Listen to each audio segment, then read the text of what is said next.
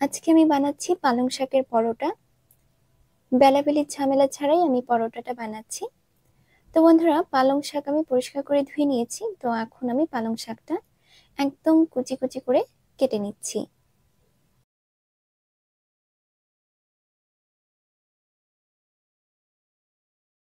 তো এখন আমি নিয়ে নিচ্ছি এর মধ্যে অল্প একটু লবণ, নিয়ে নিচ্ছি পরিমাণ মতো আটা, আর নিয়ে নিচ্ছি অল্প একটু সুজি। সুজির পরোটাটা খেতে ভীষণই ভালো লাগে। নিয়ে নিচ্ছি অল্প একটু জিরে ধনিয়ার গুঁড়ো। এখন আমি এটা খুব ভালো করে মিশিয়ে নেব। আপনারা চাইলে এর মধ্যে আরো অন্যান্য মশলা অ্যাড করতে পারেন, যেমন লাল লঙ্কার গুঁড়ো বা কাঁচা লঙ্কা কুচি। তো আমি অল্প একটু তেল নিয়ে নিলাম। এখন আমি এটাকে আবারও খুব ভালো করে মেখে নেব। তো বন্ধুরা, এটা মাখানো আমার হয়ে গেছে।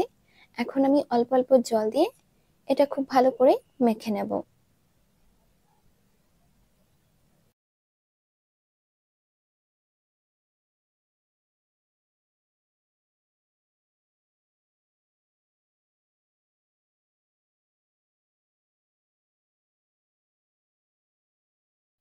পরোটার জন্য ব্যাটারটা রেডি। আর এই দেখুন বন্ধুরা, পরোটার ব্যাটারের ঘনত্বটা আমি এরকম রেখেছি। তো চলুন বন্ধুরা, এখন পরোটাগুলো ভেজে নিই। কড়াই বসিয়ে দিয়েছি, কড়াই খুব ভালো করে গরম হয়ে গেছে। আর কড়াইতে আমি অল্প একটু তেল দিয়ে দিয়েছি। এক হাতা করে ব্যাটারটা দিয়ে এভাবে হাতাটা দিয়ে গোল করে দিতে হবে। উল্টে পাল্টে পরোটাগুলো খুব ভালো করে ভেজে নিতে হবে। রুটিটার চারিদিক দিয়ে অল্প একটু ঘি দিয়ে দিচ্ছি। ঘিয়ের পরোটাটাই আমার কাছে খেতে ভালো লাগে বেশি।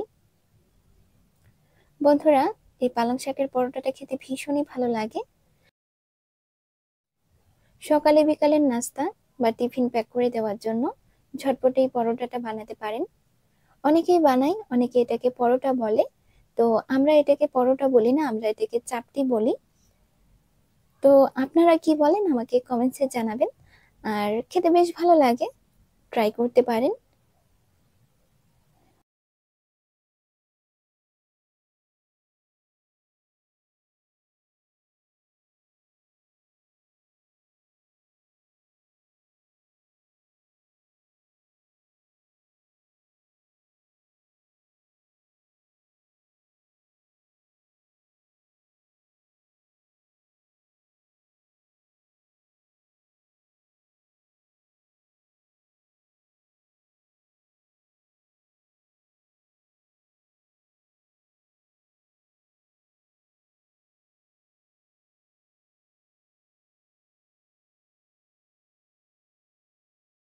বন্ধুরা, সমস্ত পরোটাগুলো ভাজা আমার হয়ে গেছে।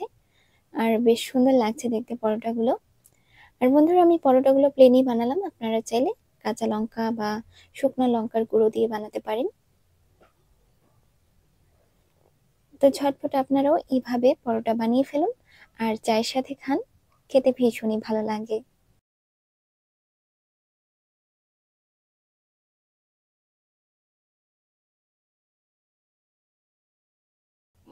খেতে অনেক সুস্বাদু হয়েছে বন্ধুরা।